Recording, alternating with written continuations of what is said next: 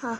Hello friends, Radhe Radhe. आप सब लोग कैसे हैं? आपका बहुत बहुत धन्यवाद।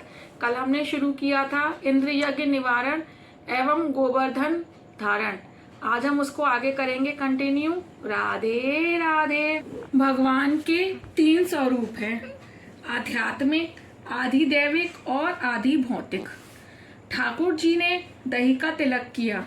दही नाक या मुंह में चली जाए तो भी कुछ हर्ज नहीं होगा। कन्हैया, अब हम ठाकुर जी का चावल से अभिवादन करें। कन्हैया, नहीं नहीं, चावल कहीं ठाकुर जी को लग गए तो? सब कहने लगे तो फिर हम क्या करें? कन्हैया, मोती से पूजा करो। यदि प्रेम से मोती से अभिवादन करोगे तो तुम्हारा घर मोतियों से भर जाएगा। भगवान का एक स्वरूप चतुर्भुज भी है, वह आदि भौतिक स्वरूप है। कन्हैया आज अपने को ही प्रणाम कर रहा है। बाबा, यह है साक्षात परमात्मा।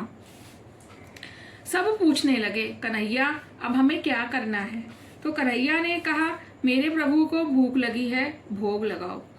भगवान को भोग लगाए बिना कभी ना खाना। भोग ना लगाने से वे भूखे नहीं रह जाएंगे, किंतु कभी तुम्हें भूखा रहना भी पड़े, इस जन्म में या किसी भी जन्म में। ब्रजवासी, क्या गोवर्धन नाथ भी भूखे होते हैं? क्या वे सचमुच खाएंगे? कन्हैया, हाँ, मेरा नाथ तो दीपक की ज्योति सा जीवंत है, प्रत्यक्ष है। ये हमारे सामने ही खाएगा। सभी खाद्य सामग्री प्रकोष्ठ के आकार में रखी गई। ऊपर तुलसी दल भी अर्पण किया गया। हे गोवर्धन नाथ, आपको तो कौन खिला सकता है? आप तो समग्र जगत के अन्नदाता है। हमारी भावना है, प्रार्थना है कि आपको भोजन करते हुए निहारें। ठाकुर जी थाली उठाकर खाने लगे। गौप बालक आनंद से नाचने लगे। लाला, यह ठाकुर जी तो सचमुच खा रहे हैं। सभी बोल उठे, कन्हैया के ठाकुर जी तो सचमुच दीपक की ज्योति के समान जीवंत और प्रत्यक्ष हैं। गोवर्धन नाथ ने भोजन जारी रखा तो गौप बालक चिंतित होने लगे। लाला, ये तो लगता है सब कुछ खा जाएंगे। लंबे अरसे से भूखे लगते हैं। हमारे लिए भी कुछ रख छोड़ेंगे या नहीं? तू तो कभी अकेले नहीं खाता और ये तो अकेले ही खाए जा रहे हैं। प्रसाद भी नहीं मिलेगा क्या? कन्हैया, मेरे ठाकुर जी जितना खाएंगे उतना ही हमें भी देंगे। देखो, गोवर्धन नाथ के पास लक्ष्मी जी आई हैं। वह जिसके घर का भोजन करते हैं उसके घर महालक्ष्मी जी की कृपा होती है। गोवर्धन नाथ की पूजा और आरती के बाद सभी ब्रजवासी भोजन करने बैठ गए। छोटा कन्हैया परोस रहा है और सभी को आग्रह कर करके खिला रहा है। गौप बालक कहते हैं, आज तो इतना अच्छा भोजन है कि एक की जगह 3-4 पेट हो जाएं तो मजा आ जाए। कन्हैया, चाहे जितना खाओ किंतु बिगाड़ मत करना, अन्न तो ब्रह्म है। उच्चिष्ट खाएगा वह तुम्हारा पुण्य भी खाएगा। प्रसाद का अपमान करोगे तो गोवर्धन नाथ क्रोधित हो जाएंगे। अन्न का कभी अनादर ना करो। भिखमंगों को भी झूठा अन्न ना दिया जाए। भिखमंगा है तो क्या, वह भी ईश्वर का ही तो अंश है। सभी को प्रसाद दिया गया। सभी ने रात्रि के समय तलहटी में विश्राम किया। इधर नारद जी इंद्र के पास आए। नारायण नारायण, उस गोपाल के बच्चे ने तेरा अपमान किया है। उसने तेरी पूजा करने के बदले गोवर्धन नाथ की पूजा करवाई। इंद्र ने कोपायमान होकर 12 मेघों को आज्ञा दी। उस गोपाल के बच्चे ने मेरा अपमान किया है। ब्रज पर टूट पड़ो और सभी का नाश कर दो। मेघों ने ब्रज में हाहाकार मचा दिया। कार्तिक मास में इतनी भारी वर्षा कभी नहीं होती। सभी भयभीत हो गए। नंद जी भी व्याकुल हो गए। कन्हैया कहने लगा, मेरे प्रभु गोवर्धन नाथ सभी की रक्षा करेंगे, उनमें विश्वास रखो। उन्होंने मुझे स्वप्न में कहा है कि वह मेरी पूजा से प्रसन्न हुए हैं। 7 दिनों तक वर्षा होती रहेगी। उसके बाद उनकी शरण में जाने से वह हमारी रक्षा करेंगे।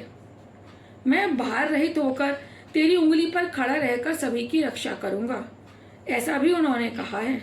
लाला, ऐसी बात है तब तो जल्दी उठा गोवर्धन को। कन्हैया, मैं अकेला कैसे उठा पाऊंगा? तुम सब भी तो मेरी सहायता करना। गोवर्धन नाथ फूल से हल्के हो गए और कन्हैया की उंगली पर खड़े हो गए। परम आश्चर्य हुआ। 7 दिनों तक मूसलाधार वर्षा होती रही। गोपालों ने सोचा कि कन्हैया अकेला थक जाएगा। उन्होंने अपनी लकड़ी का आधार दिया। कन्हैया, हमने अपनी लकड़ी पर गोवर्धन को उठा लिया है, तू थक गया होगा, हटा ले अपनी उंगली। कन्हैया, तुम्हारी लकड़ियों पर खड़ा है, अच्छा तो मैं उंगली हटा लेता हूँ। जो ही कन्हैया ने उंगली हटाई, पर्वत का भार असह्य हो गया। गोपाल पुकार उठे, अरे कान्हा, यह तो नीचे की ओर धंस रहा है, जल्दी आधार दे। आधार लेना ही पड़े तो केवल ईश्वर का लो, किसी और का नहीं। जिसे जो चाहिए गोवर्धन नाथ उसे वही देते हैं। कन्हैया वंशी बजाने लगा तो गोवर्धन नाथ डोलने लगे। सभी को अतिशय आनंद हुआ। गिरधारी का ऐसा स्वरूप, ऐसा जो दिव्य था कि ब्रजवासी 7 दिनों तक देह धर्म भूल गए, भूख प्यास भी भूल गए। इस प्रकार 7 दिनों तक भगवान श्री कृष्ण ने गोवर्धन के तले सभी ब्रजवासियों और गायों आदि की रक्षा की। अब इंद्र को कन्हैया के वास्तविक स्वरूप का भान हुआ। यह तो है साक्षात परमात्मा। उनका अभिमान हवा हो गया। वह प्रार्थना करने लगा, मेरी भूल हो गई नाथ, मुझे क्षमा करें। उसने मेघों को भी रुक जाने की आज्ञा दी। सभी ब्रजवासी बाहर आए और ब्रज में गए। इंद्र ने भी श्री कृष्ण का दूध से अभिषेक किया। उस दूध को जहाँ इकट्ठा किया गया था उसे सुरभि कुंड कहते हैं। कुछ लोगों को आशंका हुई कि यह कन्हैया शायद ईश्वर है। एक सभासी हुई और चर्चा चल पड़ी। कहाँ यह 7 वर्ष का लड़का और कहाँ वह भारी भरकम गोवर्धन पर्वत। यह नंद जी का ही पुत्र है या किसी का उठा लाया गया है। हम नंद जी को बुलाकर उन्हीं से पूछें। नंद बाबा आए तो पूछा गया, यह लड़का किसका है। नंद बाबा, यह मेरा ही पुत्र है। गर्गाचार्य ने बताया था कि कन्हैया में नारायण जैसे गुण हैं। यशोदा ने वह चर्चा सुनी तो कन्हैया से पूछा, तू किसका है रे। कन्हैया, तेरा ही तो हूं मैं। यशोदा, लोगों का कहना है मैं और तेरे पिताजी गोरे हैं, फिर भी तू काला क्यों है। कन्हैया, माँ, जन्म के समय तो मैं गोरा ही था, किंतु तेरी भूल के कारण मैं काला हो गया। मेरा जब जन्म हुआ था तब बड़ा ही अंधेरा छाया हुआ था और सभी नींद में डूबे हुए थे। मैं अंधेरे में सारी रात करवटें बदलता रहा, सो अंधेरा मुझ में चिपक गया और मैं काला बन गया। भोली यशोदा ने कन्हैया की बात सच्ची मानी। 12 बजे तक मैं जाग रही थी और उसके बाद ना जाने क्या हुआ। मेरी ही भूल के कारण कन्हैया काला हो गया। एकनाथ महाराज और ही कारण बताते हैं। मनुष्य का कलेजा काला है क्योंकि उसमें काला काम रहता है। श्री कृष्ण कीर्तन, ध्यान, धारणा, स्मरण, चिंतन करने वालों की कालिमा कन्हैया खींच लेता है। वैष्णवों के हृदयों को उज्जवल करते करते कन्हैया काला हो गया है। विषयों के बारे में जो सोचता रहता है उसका अंतर काला हो जाता है। कन्हैया उसे उज्जवल करने में लगा है। गोपियों का कहना है हम आंखों में काजल लगाती हैं, कन्हैया हमारी आंखों में बसा रहता है, सो काजल से काला हो गया। महाभारत के उद्योग पर्व में एक प्रसंग है। विष्टि के हेतु आए हुए कृष्ण से दुर्योधन ने कहा, तेरे माता पिता कौन हैं यह अभी तक निश्चित नहीं हो पाया है। नंद यशोदा तेरे माता पिता हैं तो तू काला क्यों है। श्री कृष्ण, मैं कौरवों का काल बनकर आया हूँ, सो काला हो। किंतु दुर्योधन से ऐसी बातें करने वाले श्री कृष्ण राधा से कुछ और ही कहते हैं। लीला निकुंज में दोनों विराजमान थे। राधा ने प्यार से पूछा, नाथ वैसे तो तुम सुंदर हो किंतु श्याम क्यों हो। श्री कृष्ण, वैसे तो मैं गोरा ही था किंतु आपकी शोभा को वृद्धिगत करने के लिए श्याम हुआ हूँ। आपका सौंदर्य बढ़ेगा तो लोग आपकी प्रशंसा करेंगे। यदि हम दोनों ही गोरे होते तो आपकी प्रशंसा कौन करता। इंद्रादि देव श्री कृष्ण की पूजा करने आए।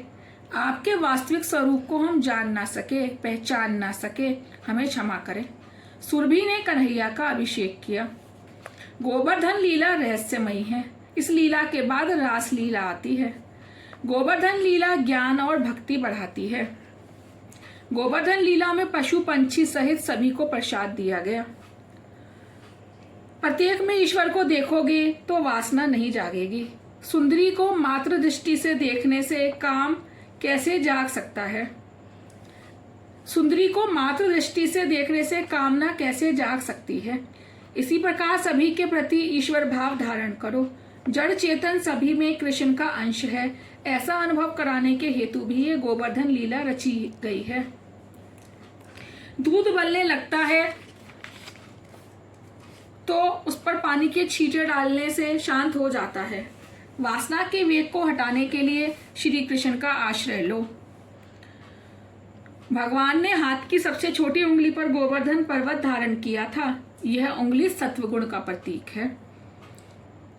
जीव लकड़ी का आधार लेता है, किंतु प्रभु का आधार ही जीवन सफल बनाता है। संसार गोवर्धन प्रभु के सहारे है। दुख में विपत्ति में मात्र प्रभु का आश्रय लो, सहारा लो। गोपालों ने भी गोवर्धन नाथ का ही आश्रय लिया। शरणों में जाने पर प्रभु दुख से बचाकर रक्षा करते हैं। गिरिराज धरण की लीला में यही भाव है। गीता में भगवान ने कहा है, हे अर्जुन, जो अनन्य प्रेम से मेरा भजन करता है, सर्वस्व समर्पित करके मेरी भक्ति करता है, उन सभी जीवों को सांसारिक और भौतिक दुखों में से मुक्ति करने का दायित्व मैं स्वीकारता हूँ। उनके योग क्षेम का वहन मैं करता हूँ। ज्ञान और भक्ति बढ़ने पर रासलीला में प्रवेश मिलता है। उस समय इंद्रियां वासना की बरसात बरसाने चली आएंगी। सभी प्रयत्नों के अंत में तो ईश्वर की कृपा ही मांगनी पड़ती है। गोवर्धन लीला में अद्भुत तत्व है। उसमें पूज्य और पूजक एक बनते हैं, सेव्य और सेवक एक हो जाते हैं। कहा भी तो है, शिव बनकर शिव की पूजा करो। ईश्वर जैसा बनने का, ईश्वर के साथ एक होने का अर्थ है अपनी इच्छा को उनकी इच्छा में मिला देना। जब जीव अपनी इच्छा को भगवान की इच्छा में मिला देता है, तब वह भक्ति मार्ग में आगे बढ़ता है। गोवर्धन लीला में पूजा करने वाले भी कृष्ण हैं और जिसकी पूजा हो रही है उस गोवर्धन में भी वही है। गोवर्धन लीला में सेवक सेव्य भक्त भगवान की तद्रूपता बताई गई है। भक्त इच्छा अनुसारी बाल लीला में दुग्धचारी चोर कर यश विस्तारने वाले ब्रजवंत नितारंजक ऐसे गिरिराजधारी श्री कृष्ण मेरे प्रभु हैं। गोवर्धन लीला से गोपियों को विश्वास हो गया कि कन्हैया तो ईश्वर है। भक्ति रस में इंद्रियों को सारोबार करोगे तो रासलीला में प्रवेश मिलेगा। श्री कृष्ण का देवाधिदेत्व सिद्ध करने के हेतु ब्रह्मा इंद्र वरुण आदि का पराभव किया गया। ब्रह्मा जी को सृष्टि के सर्जक होने का अभिमान था। भगवान ने अनेक स्वरूप धारण करके अपने उन स्वरूपों से स्वयं क्रीड़ा लीला करके ब्रह्मा जी के अभिमान को दूर कर दिया।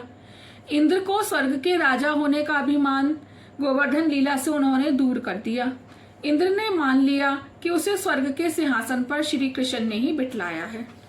श्री कृष्ण अवतार नहीं, अवतारी पूर्ण पुरुषोत्तम है।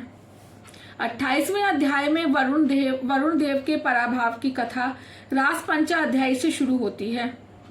यह ब्रजवासी गौ सेवा, एकादशी व्रत, कृष्ण कीर्तन आदि करते थे।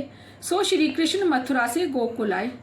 ब्रजवासी तो भोले थे और बहुत पढ़े लिखे भी नहीं थे, फिर भी उनके भोलेपन के कारण उनको भगवान मिले। ब्रजवासी एकादशी व्रत विधि पूर्वक करते थे, अर्थात उन्होंने कृष्ण की सच्ची सेवा की और उन्हें आनंद दिया। शास्त्र में एकादशी व्रत विधि पूर्वक करने को कहा है।